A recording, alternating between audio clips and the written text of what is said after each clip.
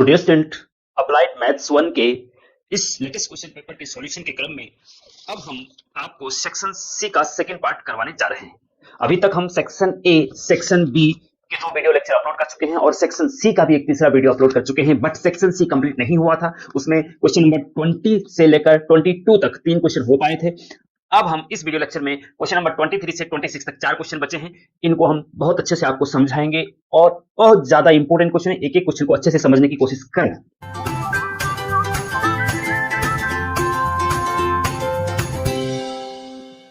Student, question number 23 आपको दिख रहा है कि if y is equal to e की power m tan inverse x, ठीक है, और देन सो जो हमें करना है वो है 1 प्लस एक्स स्क्वायर ब्रैकेट के बाहर y2 क्या है अभी बताएंगे, plus 2x minus m into y1 is equal to 0 prove करना है। ओके स्टूडेंट, अब देखिए जब इसको हम सॉल्व करते हैं तो सॉल्व हम जैसे मान लीजिए हमने यहां से सॉल्यूशन शुरू किया इसका, तो सबसे पहले हम लिखते हैं गिवन दैट, ठीक है, ध्यान रखना एक एक चीज को कॉपी करना है। गिवन दैट जैसे जैसे मैं कर रहा हूं, y इज इक्वल टू आपको दे रखा है e की power m into tan inverse x, ठीक है।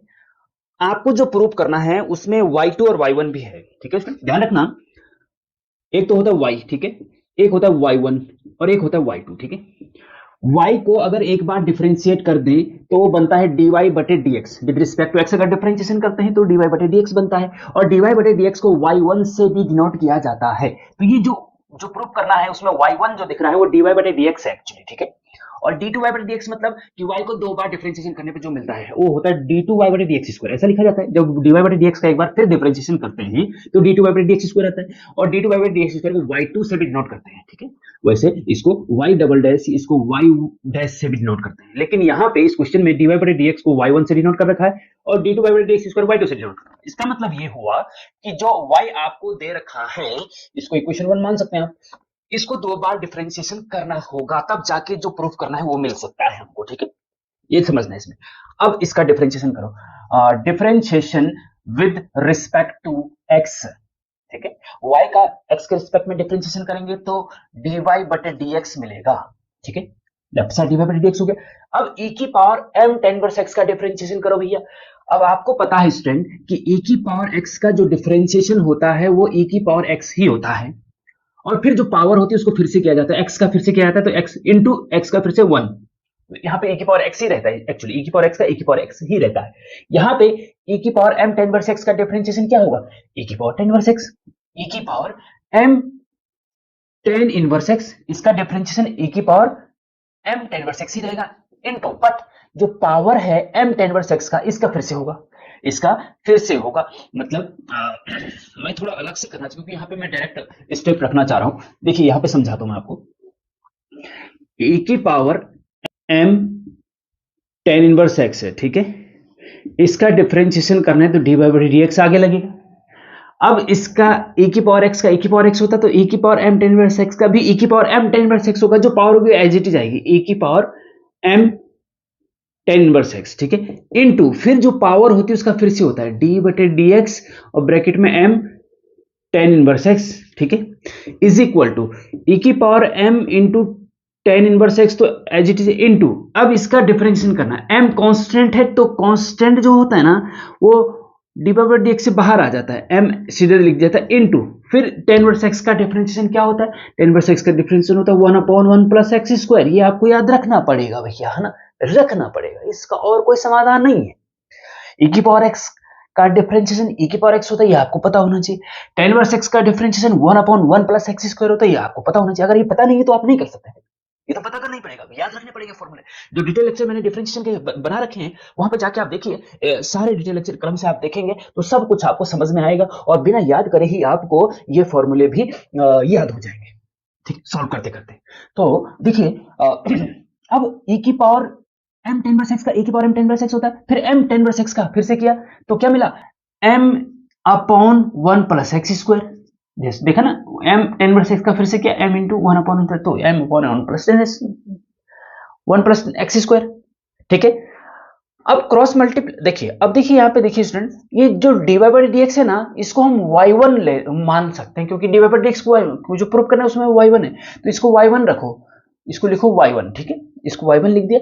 और ये 1 प्लस x स्क्वायर इधर क्रॉस मल्टीप्लीकेशन में जाएगा तो इधर जाएगा ना, इधर जाएगा ना, ये जाएगा, बिल्कुल जाएगा। तो ये 1 plus x square y1 into 1 plus x, इसका cross multiplication is equal to m into this, m into e की power m tan inverse x, ठीक है। और बल्कि इसको तो स्टूडेंट देखिए, हाँ सॉरी, थोड़ा सा मैं इसको ऐसा कर देता हूं, इसको देखिए ऐसा कर सकते हैं आप कि m तो m रहेगा भैया, और जो e की power m tan inverse x है ना, e की पावर 10 क्या है, y इज इक्वल टू था ना, तो इसको y रख सकते हैं आप, y बाई इक्वेशन 1 बोल सकते हैं आप, बाई 1, कि e की power m tan inverse x की जगह हमने y रख दिया जी, ठीक है। इतना आ गया, इतना समझ में आ गया, ओके। अब y1 तो आ गया भैया, जो प्रूफ करना है उसमें y2 भी है, उसमें y2 भी है। तो ऐसा करते हैं कि इसको, इस इक्वेशन को इक्वेशन 2 मान सकते हैं आप, इसको फिर से डिफरेंशिएशन कर दो with respect to x, differentiation both side with respect to x, okay. अब विद रिस्पेक्ट टू x फिर से डिफरेंशिएशन कर दो जी। अब यहां पे देखिए स्टूडेंट, भैया डिफरेंशिएशन आपको पता होना चाहिए, इसीलिए मैं बोल रहा हूं कि डिटेल लेक्चर देख लीजिए, प्लेलिस्ट में जाओ या नीचे डिस्क्रिप्शन में मैं लिंक दे देता हूं, डिफरेंशिएशन की प्लेलिस्ट ओपन करो, उसको क्रम से देखो, अगर समय कम है तो स्पीड बढ़ा के देख सकते हैं आप, ठीक है। तो इसमें फर्स्ट फंक्शन y1 और second function 1 plus x square, first function into second function, student इसका भी फॉर्मूला होता है, first function into second function का डिफरेंशिएशन जब करना होता है ना, तो गुणनफल नियम बोलते हैं इसको, हाँ, डिफरेंशिएशन का। First function as it is into second function का differentiation plus second function as it is into first function का डिफरेंशिएशन, ये है इसका फॉर्मूला, ठीक है। तो यहां पे फर्स्ट फंक्शन y1 है, second function 1 plus x square है, तो first function as it is, first function y1 है ना, इंटू सेकेंड फंक्शन का डिफरेंशिएशन 1 प्लस एक्स स्क्वायर का डिफरेंशिएशन क्या होगा भैया बताओ, 1 का तो 0 हो जाएगा, कांस्टेंट है, एक्स स्क्वायर का 2x हो जाएगा, तो ये 2x लिख दिया हमने, ठीक है। First function into second function का differentiation plus second function as it is 1 plus x square as it is लिख दो, इंटू फर्स्ट फंक्शन का डिफरेंशिएशन, y1 का डिफरेंशिएशन क्या होगा, y1 का डिफरेंस देखो, y1 का डिफरेंशिएशन करने पर y2 आता है, मतलब dy by dx का डिफरेंशिएशन करने के बाद d2y by dx स्क्वायर आता है, जिसको y2, मतलब y1 का डिफरेंशिएशन करने के बाद y2 आता है, लिख दिया जी, ओके।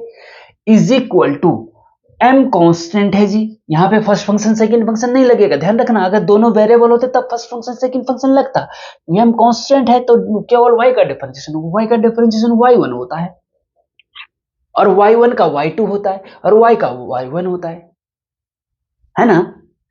तो अब देखो इसमें जो प्रूफ करना है क्या वही मिल रहा है, तो इसको इधर लेके आओ जी, हाँ इसको इधर लेके आओ y1 के साथ, ठीक है, और कुछ नहीं करना है, इसको इधर लेके आओ। अब देखो, हाँ अब बताता हूं आगे, थोड़ा सा बच गया, मतलब लगभग क्वेश्चन हो चुका है ना, लगभग क्वेश्चन जो है हो चुका है। अब मैं इसको फाइनल टच दे रहा हूं, फाइनल टच मीन्स की देखिए, जैसे यहाँ पे इससे आगे हम यहाँ पे कर रहे हैं, ओके। तो इसमें क्या करेंगे, जैसे ये y1 और 2x है ना, तो ये 2xy1 बोल सकते हैं इसको, हाँ 2xy1, और इसको इधर लेके आओ तो माइनस का my1 हो जाएगा, क्योंकि राइट साइड से पॉजिटिव चीज लेफ्ट साइड आती है तो माइनस की हो जाती है, ओके। और फिर प्लस ये है जी, प्लस 1 प्लस एक्स स्क्वायर, बाहर है y2, और is equal to right side 0 बच गया जी, ये सारा इधर आ गया है ना। अब देखिए यहाँ पे ये y1 कॉमन आ रहा है ना, तो अंदर बचेगा 2x माइनस m और बाहर y1, ठीक है, प्लस यहाँ पे बचेगा 1 प्लस एक्स स्क्वायर और बाहर y2 इज इक्वल टू 0। अब देखिए प्रूफ क्या यही करना था, यही करना था जी, इसको आगे पीछे कर सकते हैं, इन्होंने ये इधर रखा इधर रखा, कोई दिक्कत नहीं, इसमें कर सकते हैं, कोई दिक्कत नहीं इसमें। 1 plus x square y2 plus 2x minus m y1 is equal to 0, proved. तो next question, question number 24 student, find the differential coefficient of cos x by first principle, by first principle, ध्यान रखना। अब देखिए इसमें ये question हर बार पूछा जाता है, वेरी इंपोर्टेंट है, कभी cos x का डिफरेंशिएशन बाय फर्स्ट प्रिंसिपल आएगा, कभी sin x का डिफरेंशिएशन बाय फर्स्ट प्रिंसिपल आएगा, और कभी कभी ज्यादातर तो sin cos ही आता है, कभी कभी tan x का या log x का या e की पावर x का भी आ जाता है। तो सारे तैयार करके रखना आप, ठीक है। cos x का मैं यहां पे बता दे रहा हूं। क्वेश्चन नंबर 24 cos x का देखिए कैसे, इसका सॉल्यूशन कैसे करना होता है ध्यान देना स्टूडेंट। हाँ, आपको cos x का डिफरेंशिएशन करना है बट बाय फर्स्ट में। वैसे तो यहाँ पे भैया ये है कि अगर cos x का आप डिफरेंशिएशन पूछा जाता है तो cos x का डिफरेंशिएशन माइनस साइन x होता है, ये आपको पता होना चाहिए। साइन x का cos x होता है, cos x का माइनस साइन x होता है, याद भी होना चाहिए आपको ये। हाँ, लेकिन cos x का डिफरेंशिएशन माइनस साइन x तो होता है, लेकिन फर्स्ट प्रिंसिपल से निकालना है और माइनस साइन x आंसर आना चाहिए। अब फर्स्ट प्रिंसिपल क्या हुआ भैया, डिटेल लेक्चर हमने इसके बता रखा है, और पिछले सालों के क्वेश्चन पेपर में जितने क्वेश्चन पेपर सब क्वेश्चन पेपर सॉल्व करके अपलोड कर रखे अप्लाइड मैथ्स 1 की प्लेलिस्ट में जाके, ठीक है। अब यहां पे कैसे होगा देखिए, cos x का बहुत इंपॉर्टेंट है, ध्यान से देखना। हाँ, तो कैसे करेंगे स्टार्टिंग से देखिए, जिसका डिफरेंशिएशन करना है उसको fx मान लो, ठीक है। Let fx is equal to cos x का करना है ना डिफरेंस, तो इसको fx मान ले, ठीक है। एम्प्लाइज जब fx is equal to cos x है तो fx plus h is equal to क्या होगा, ये बहुत इंपॉर्टेंट ध्यान रखना। हाँ, इसमें गलती कर जाते हैं आप लोग। जब fx equal to cos x है तो fx plus h equal to क्या होगा भाई, जब लेफ्ट साइड में x की जगह x प्लस h रख दिया तो राइट साइड में भी x की जगह पे x प्लस h रख दो। तो जब fx is equal to cos x है तो fx plus h is equal to cos x plus h होगा, x की जगह x प्लस h रख दिया, बस ये हो गया जी। ये हर टाइम हर जगह निकालना है, fx भी निकालना है, fx प्लस h भी निकालना है, क्योंकि फर्स्ट प्रिंसिपल का फॉर्मूला में ये दो चीज होती है। नाउ अब देखो, now by first principle of differentiation, by first principle of differentiation f dash x is equal to, f dash x मतलब cos x, fx is equal to cos x है, तो f डैश x का मतलब क्या होगा, cos x का differentiation, cos x का differentiation f dash x हो गया। तो यही तो निकालना है, f डैश x क्या होगा, f डैश x मतलब cos x का डिफरेंशिएशन क्या होगा, ठीक है। तो f dash x is equal to होता है बाय फर्स्ट प्रिंसिपल, लिमिट याद रखना, बहुत important formula, limit h tends to 0 बड़े ब्रैकेट के अंदर fx plus h minus fx upon h, ये याद रखना पड़ेगा आपको, बहुत इंपॉर्टेंट है जी, ठीक है। f डैश x मतलब cos x का differentiation is equal to limit h tends to fx plus h minus fx upon h। अब जो वैल्यू रखी है निकाल रखी है वो रख दीजिए, लिमिट h टेंड्स टू 0 और ये fx प्लस h की जगह रखेंगे आप cos x plus h minus fx की जगह रखेंगे cos x और अपॉन h, ठीक है जी, ये हो गया साहब।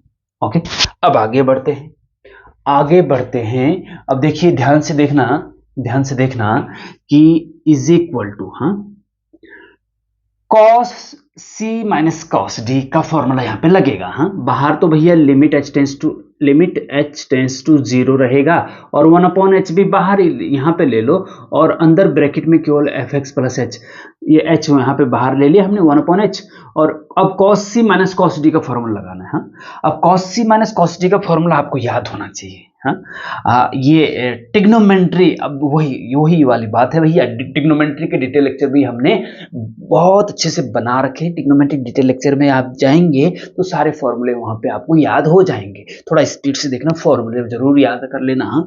ओके, तो देखिए cos देखो मैं रफ में कर दे रहा हूं, जैसे cos c minus cos d का फॉर्मूला आपको याद होना चाहिए जी।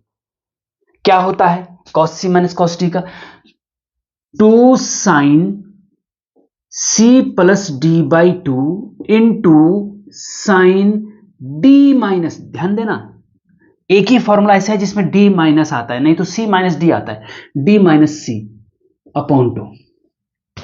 cos c minus cos d का फॉर्मूला 2 साइन, दोनों साइन के हो जाते हैं, और यहां पे d माइनस c आता है, c माइनस d नहीं, d minus c, cos c minus cos d is equal to sine c plus d by two into sine d minus c by two. ठीक है, ऐसे ही स्टूडेंट अगर इसकी जगह cos x की जगह sin x का फॉर्मूला है, ये sin x का अवकलन करने के लिए आए फर्स्ट प्रिंसिपल से, तो वहां पे sin c minus sin d का फॉर्मूला लगेगा। क्या लगेगा?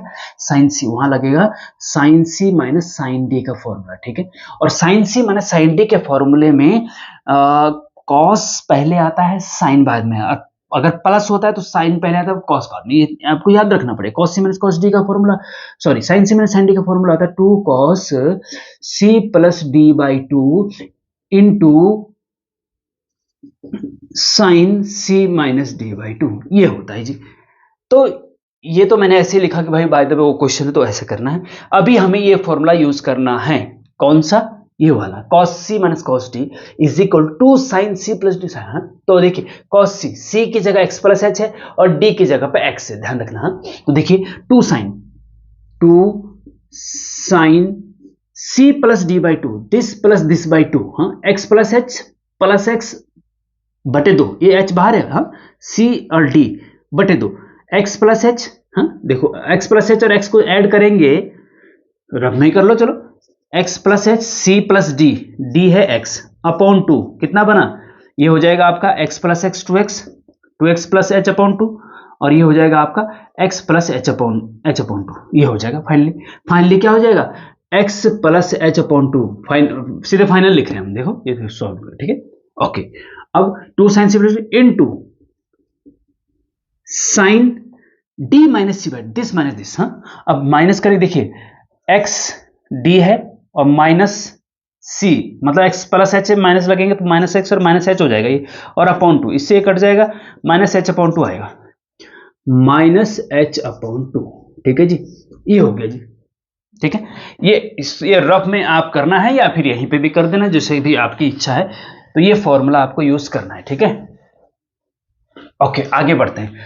एम्प्लाइज, यहां पे आओ, f dash x is equal to, ठीक है, अब देखिए limit h tends to 0। Okay, एक चीज ध्यान रखना इसमें कि, हाँ दूसरी चीज इसमें हम ऐसा कर सकते हैं कि ये जो 1/h है ना, इसके बटे में ले जाओ और 2 उसके बटे में ले जाओ। देखो क्यों करना है वो अभी बताते हैं। लिमिट h टेंस टू 0, अंदर देखिए 1/h को हम यहां ले जा रहे हैं, 2 को भी उधर ले जा रहे हैं, यहां बचेगा केवल sine x plus h upon 2 into, अब देखो साइन, देखो एक चीज याद रखना student, sine minus theta is equal to minus sine theta होता है, और cos minus theta is equal to cos theta होता है। माइनस कॉस माइनस थीटा में प्लस कॉस थीटा आता है, लेकिन sine minus theta minus sine theta आता है। तो sine minus h by 2 is equal to क्या हो जाएगा? Minus sine h by 2, minus sine जो है आगे आ जाएगा, जैसे ये है ना, ये आगे आ जाएगा बस कुल मिला के। ठीक है, और जो आगे आ जाएगा उसको हम सीधे बाहर रख सकते हैं, या सीधे सीधे यहाँ पे हम ऐसा कर सकते हैं कि यहाँ पे लेके आओ उस माइनस साइन को यहाँ पे। ठीक है, यहाँ पे बाहर लेके आए सीधे, क्योंकि माइनस साइन जो होता है एक कांस्टेंट होता है, वो लिमिट के बाहर कॉमन आ सकता है, माइनस का मतलब -1 कॉमन आ सकता है लिमिट के बाहर सीधे सीधे। तो यहाँ पे बचा आपका साइन एच बाई 2, क्या बचा? साइन h बाई 2, और उसके अपॉन में ये जो h है यहाँ पे लेके आई h। ठीक है, और ये h यहाँ पे बटे में लेके आई ये, और जो ये 2 मल्टीप्लाई में था इसको उल्टा करके ये h बाई 2 ऐसे आ जाएगा, यहाँ पे जो था ना इसको उल्टा करके h बाई 2 यहाँ से लिखा जा सकता है। ठीक है, क्योंकि अगर इसको मल्टीप्लाई में ले जाएंगे तो 2/h हो जाएगा, 2 यहाँ पे आ जाएगा और h होने आ जाएगा, जैसे यहाँ पे 2/h है ना, तो इसको 2/h को अभी 2/h मल्टीप्लाई में है, उसको डिवाइड में ले जाएंगे तो h बाई 2 हो जाएगा। ठीक, और ये क्यों किया हमने अभी बताएंगे आपको आगे। वो इसलिए किया स्टूडेंट कि एक फॉर्मूला है हमारे पास, ये सब पता होना चाहिए, है ना, सब पता होना चाहिए तभी आपको सॉल्व कर पाते हैं, है ना। हाँ, थोड़ा मेहनत तो करनी पड़ेगी आपको, ऐसा नहीं है कि बिना मेहनत के ही हो जाएगा, ऐसा नहीं। देखिए limit x tends to 0 sine x upon x is equal to क्या होता है बताइए? कई बार बता रखा, ऑफलाइन क्लास में भी आपको बता रखा है 1। ठीक है, तो limit x tends to sine x upon x equal to 1 होता है, और limit h tends to 0 sine h upon h equal to भी 1 होता है। x टेंस टू है तो यहाँ पे भी x का एंगल होना चाहिए, साइन x अपॉन x। अगर यहाँ पे x है तो यहाँ पे x, यहाँ पे ऊपर 2x है तो यहाँ पे 2x, यहाँ पे h है तो यहाँ पे h, यहाँ पे 2h है तो यहाँ पे भी 2h। जो एंगल में होगा वही अपॉन में भी होना चाहिए। और लिमिट x टेंस टू 0 या x टेंस टू 0 जिस प्रकार से यहाँ पे वेरिएबल होगा इज इक्वल टू 1 होता है जी हमेशा। तो ऐसे यहाँ पे जब साइन h/2 है और अपॉन में भी h/2 है, लिमिट बाहर से h/2 लगेगी तो इसका वैल्यू भी 1 हो जाएगी, क्योंकि साइन का एंगल h/2 है तो अपॉन में भी h/2 होना चाहिए, तभी 1 होगा जी, है ना। ओके, अब लिमिट की प्रॉपर्टी, दो फंक्शन मल्टीप्लाई में है। लिमिट की प्रॉपर्टी जो बाहर, लिमिट की प्रॉपर्टी है कि जो बाहर लिमिट है उसको अलग अलग लिमिट लगा सकते हैं, ये लिमिट की प्रॉपर्टी है जी, ठीक है। तो ये माइनस तो बाहर अपना है, अंदर जो है आपका हो जाएगा limit h tends to 0 sine x plus h/2, ठीक है। ये बड़ा ब्रैकेट लगा दो चलो, इनटू इसमें अलग लगा दो limit, limit h tends to 0 sine h/2 upon h/2, बड़ा ब्रैकेट बंद, ठीक है जी। अच्छा, अब देखो आगे आप, हाँ, इज इक्वल टू, अब देखो ये माइनस है बाहर, माइनस बाहर है, बड़ा ब्रैकेट के अंदर देखो क्या होता है। अब लिमिट लगा दो, लिमिट लगा दो। अगर देखो यहीं पे अगर लिमिट लगा देते ना डायरेक्ट, तो ये 0/0 की फॉर्म बनती है, और 0/0 की फॉर्म इनडिटरमिनेट फॉर्म होती है, तब इसका मतलब होता है कि डायरेक्ट लिमिट आप नहीं रख सकते। तो पहले इनडिटरमिनेट फॉर्म हटानी पड़ती है, लिमिट में हमने इसको बारे में डिटेल में बता रखा है। यहां पे इनडिटरमिनेट फॉर्म हट चुकी है, अब आप सीधे h की जगह 0 रख सकते हैं। लिमिट लगाना मतलब h की जगह 0 रखना, हाँ। यहाँ पे h की जगह 0 रखेंगे तो साइन x 0/2, तो 0/2 0, तो साइन x बचेगा, केवल क्या बचेगा, साइन x बचेगा जी, ठीक है। और इनटू यहाँ पे आपको पता ही है कि ये इसका मान 1 होता है ना, और इज इक्वल टू ये हो जाएगा माइनस साइन x, माइनस है, देखो, है ना। तो cos x का डिफरेंशिएशन फर्स्ट प्रिंसिपल से शुरू किया था और माइनस का साइन x आ गया आंसर। तो माइनस का साइन x ही आना चाहिए था, आपको पता है कि cos x का डिफरेंस माइनस साइन x होता है, तो माइनस का साइन x ही आना चाहिए था, तो माइनस का साइन x आ गया। तो इस प्रकार से स्टूडेंट इसको करना है, और इसी के आधार पे मैं बताऊं आपको कि अगर साइन x का होगा तो उसको कैसे करेंगे, जरा बताइए कमेंट में कैसे आंसर क्या आ रहा है आपका। और e की पावर x का भी करना, और हो सके तो 10x का भी करना, ठीक है, और हो सके तो log x का भी करना, इनमें से कोई सा भी आ सकता है, हाँ, ध्यान रखना। तो अब इसके बाद जो क्वेश्चन स्टूडेंट, क्वेश्चन नंबर 25, वो है नॉर्मल एंड टेंजेंट से है, बहुत इंपॉर्टेंट और बहुत इजी है। 10 मार्क्स में, ये समझो कि आपको फ्री में 10 मार्क्स मिल जा रहे हैं इसमें, फ्री में। बहुत इजी क्वेश्चन है, उसके 10 मार्क्स की तुलना हिसाब से देखा जाए तो बहुत इजी क्वेश्चन है, हाँ। तो देखिए question number 25, find out the equation of tangent at 2,4 of the circle. देखिए स्टूडेंट, इसमें एक सर्किल आपको दे रखा है, x² + y² is equal to 20, ठीक है। तो मान लेते हैं कि ये आपका सर्किल है और इसका ये सेंटर है, सेंटर मान लीजिए हम सेंटर ओ पे, ओरिजिन पे, क्योंकि x² + y² इसका मतलब सेंटर इसका ओरिजिन पे है, ओरिजिन पे, हाँ। तो जब ओरिजिन पे होता है ना, तो ओरिजिन मतलब ये मूल बिंदु है, तो x एक्सिस यहीं से जा रही है और y एक्सिस भी यहीं से ऊपर जा रही है। ये x एक्सिस हो गया, ये y एक्सिस हो गया, मूल बिंदु के कोऑर्डिनेट 0,0 होते हैं, ये तो होता ही है, चलो x² + हाँ, और इज इक्वल टू 20, ये r² के बराबर होता है, r² के बराबर।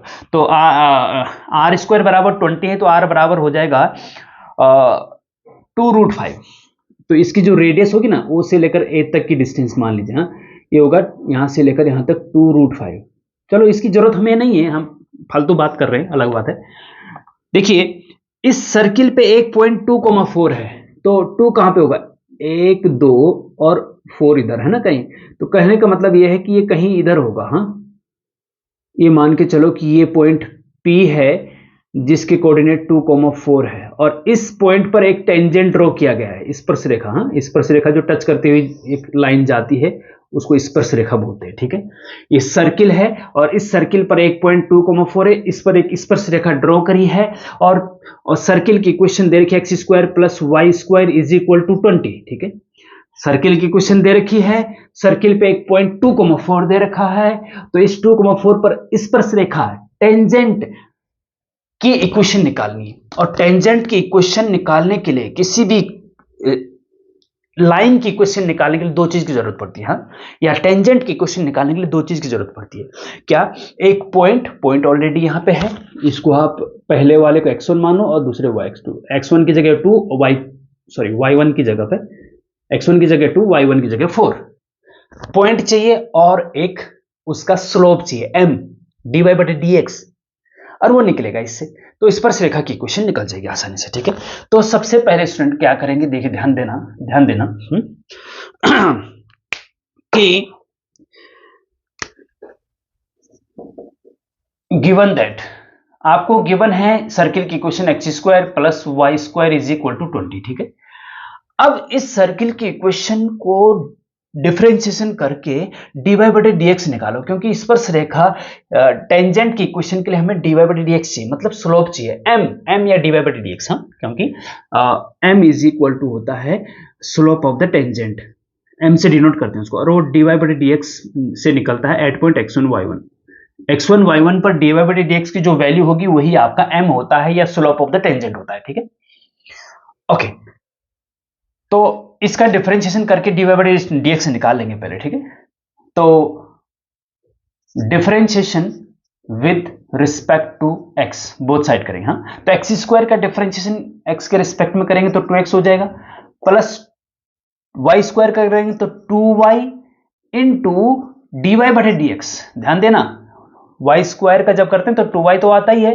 लेकिन y का फिर से करना पड़ता है dy/dx, x का फिर से करेंगे तो 1 हो जाएगा, तो x स्क्वायर का तो 2x होता है, y स्क्वायर का 2y इंटू dy/dx होता है, इज इक्वल 20 का बताइए, 20 कांस्टेंट है, कांस्टेंट का 0 होता है। ठीक, यहां से 2x को उधर ले जाओ तो ये 2y इंटू dy/dx बराबर -2x हो जाएगा। ठीक है जी, और यहां से dy/dx बराबर -2x अपॉन 2y, हाँ 2 से 2 कट जाएगा, -x अपॉन y। ठीक है, तो dy/dx की वैल्यू क्या आ गई, -x upon y।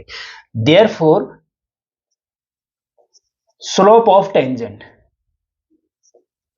m is equal to होता है स्टूडेंट dy/dx, हमें m चाहिए ना, dy/dx eight point x1 y1, या फिर x1 y1 की जगह क्या है यहाँ पे 2,4। ठीक है, इज इक्वल टू, तो जो dy/dx आया है उसकी वैल्यू 2,4 पर क्या है, वही आपका m है, तो x की जगह पे 2 रख दो और y की जगह पे 4, -2/4।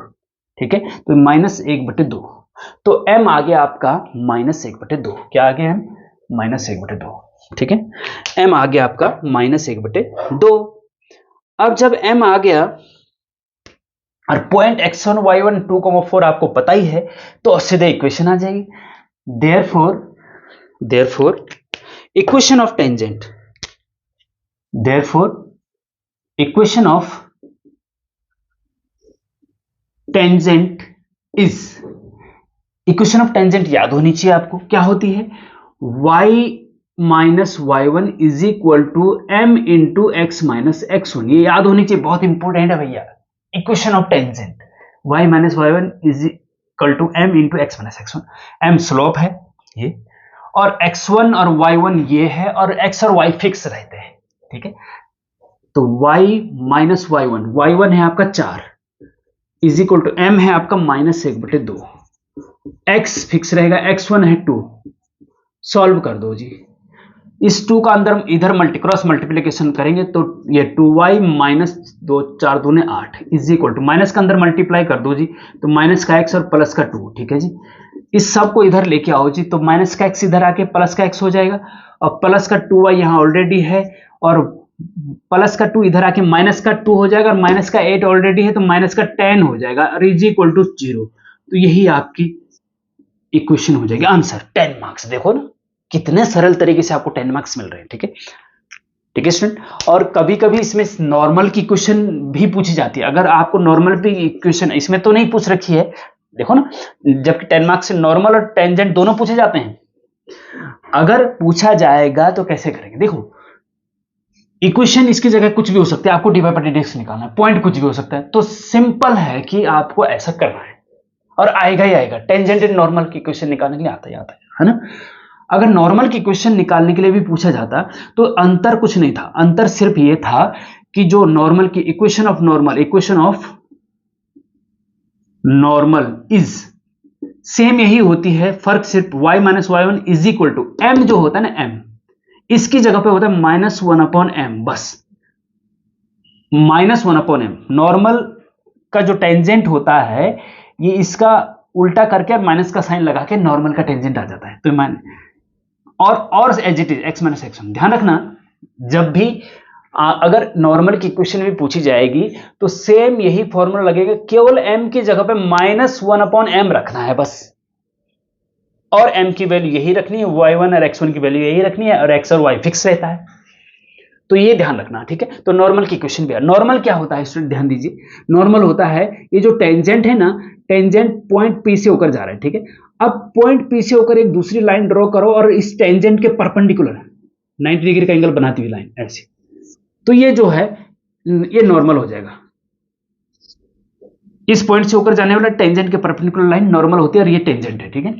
बस इस प्रकार से, और साथ में अगर आपने फिगर भी बना दिया तो बहुत अच्छा रहेगा, 1 मार्क्स भी काटने की गुंजाइश एग्जामिनर को नहीं बचेगी। ध्यान रखना इस चीज का, बहुत इंपॉर्टेंट है। ओके ओके अब चलते हैं स्टूडेंट लास्ट क्वेश्चन पे, इस क्वेश्चन पेपर के लास्ट क्वेश्चन पेपर पे, और ये भी बहुत ज्यादा इंपॉर्टेंट है, ध्यान से देखना। तो question number 26 student, 1 plus iota की पावर n। ध्यान दीजिए, ये आई जो इसमें आई दिख रहा है ना आपको, ये आयोटा है, ठीक है। आयोटा ये कॉम्प्लेक्स नंबर IOTA, आयोटा, इस आई को जो है आयोटा पढ़ा जाता है। ये कॉम्प्लेक्स नंबर का इमेजिनरी पार्ट की वजह से ये होता है, ठीक है जी। इसको आयोटा, हाँ इटावा मत पढ़ देना, इटावा तो उत्तर प्रदेश की एक जगह का नाम है इटावा, ये आयोटा है, ठीक है? इटावा नहीं है, आयोटा है, ठीक है जी। अब इसको प्रूफ करना है, कैसे करें भैया, देखिए बहुत इंपॉर्टेंट है। कॉम्प्लेक्स नंबर अगर आपने हमारे डिटेल लेक्चर देखे हैं तो आपको काफी जल्दी समझ में आ जाएगा, नहीं देखे हैं तो यहाँ पे भी हम कोशिश करते हैं कि आपको समझ में आ जाए, और नहीं समझ में आएगा तो डिटेल लेक्चर जरूर देखेंगे, ठीक है। क्वेश्चन नंबर 26 का जो हम ऐसा करते हैं कि इसमें लेफ्ट हैंड साइड लेते हैं, प्रूव दैट 1 प्लस आयोटा की power n plus 1 minus iota की पावर n, ये लेफ्ट हैंड साइड प्रूव करना है आपको, 2 की power n by 2 plus 1 into cos n pi upon 4, ठीक है। तो हम क्या करते हैं कि जब इसका सॉल्यूशन करेंगे तो सॉल्यूशन में हम क्या करते हैं, लेफ्ट हैंड साइड ले लेते हैं, हाँ ऐसे भी करते हैं। लेफ्ट हैंड प्रूफ में क्या करते हैं, लेफ्ट हैंड साइड लेते हैं, राइट हैंड साइड प्रूफ कर देते हैं, या राइट हैंड साइड लेते हैं, लेफ्ट हैंड साइड प्रूफ कर देते हैं।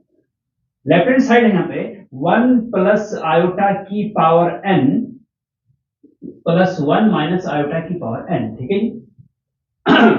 अब इसको प्रूफ करना, देखिए जो पावर n जब आती है ना स्टूडेंट, तो इसमें डिमाइवर थ्योरम लगती है, इसमें डिमाइवर थ्योरम लगती है, और डिमाइवर थ्योरम क्या होती है, वो होती है cos थीटा प्लस आयोटा साइन थीटा की पावर अगर n है तो इसको n को एंगल के साथ ले जा सकते हैं दोनों जगह पे, cos n थीटा plus iota sine n theta, ये डिमाइवर थ्योरम है, ठीक है। अगर यहाँ पे माइनस है तो ये माइनस रहेगा और n यहाँ पे आ जाएगा, बस सिंपल सी बात है, ठीक है। ये डिमाइवर थ्योरम मेन ये है। अब डिमाइवर थ्योरम तब लगेगी ना, पावर तो n ठीक है, अंदर भी cos theta sin theta type कुछ होना चाहिए था अंदर, यहाँ पे अभी तो डिमाइवर थ्योरम लगेगी।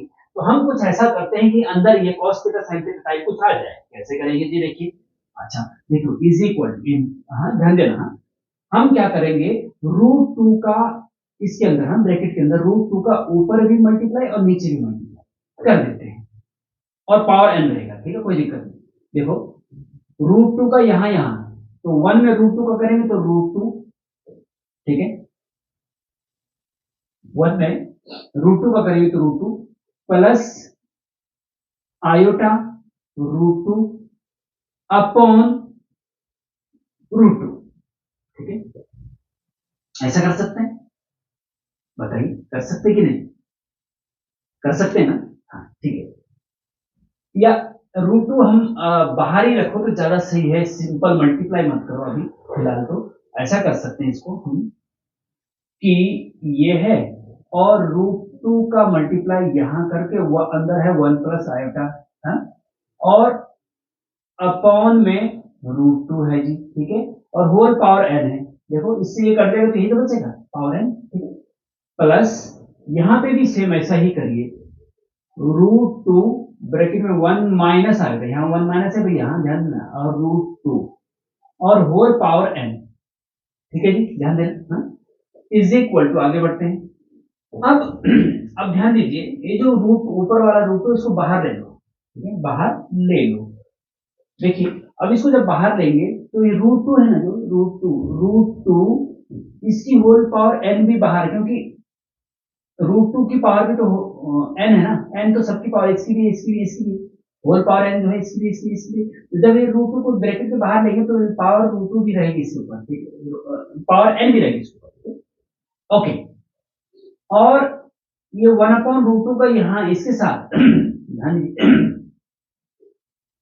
√2 है ना, दिस अपॉन √2 दिस अपॉन √2 अलग अलग कर सकते हैं, 1/√2 प्लस आयोटा 1/√2 और होल पावर n, तो है, देखो ध्यान देना, हम ऐसे क्या, हमने देखो ध्यान देना, ये जो इस √2 को बाहर ले लिया और इसको इसके अपॉन में अलग अलग करते हैं, ठीक है, क्योंकि अभी पता चलेगा, प्लस यहाँ पे भी सेम वही √2 को बाहर ले लीजिए भैया और उसकी होल पावर n हो जाएगी फिर, और अंदर जो बचेगा 1/√2 और यहाँ माइनस है, माइनस आयोटा 1/√2 और होल पावर n, ठीक है जी, इतना समझ में आ गया, ओके।